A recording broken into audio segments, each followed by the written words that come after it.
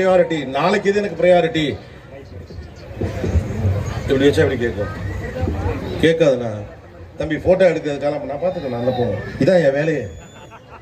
அவருக்கு போட்டோக்கு ஃப்ரேம் கிடைக்கலன்னு தூக்கி வைக்கிறாரு.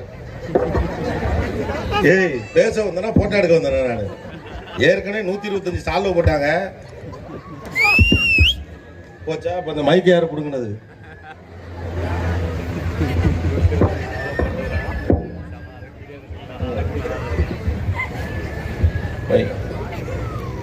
ஓகேப்பா, உனக்கு உன் பிரச்சனை.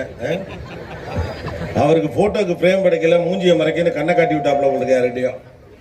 பாயிண்ட் போச்சு. இப்ப so first thing is the discipline. யாரெல்லாம் தங்களுடைய வாழ்க்கையை சரியாக அமைத்துக் கொள்ள முயற்சிக்கிறார்களோ அவர்களிடம் டெக்னாலஜி என்ன இருக்கு, பணம் என்ன இருக்குங்கிறத ரொம்ப முக்கியமான விஷயம் எவ்வளவு டிசிப்ளின் இருக்குன்னு. ரெண்டாவதாக நான் உங்ககிட்ட சொல்லி கொண்டிருந்த ஒரு விஷயம் என்ன, யாருக்காவது ஞாபகம் இருக்கா? யாரும் கேட்கல இல்ல, எல்லாம் பூரா பேர் வீடியோ எடுக்கிறோம்.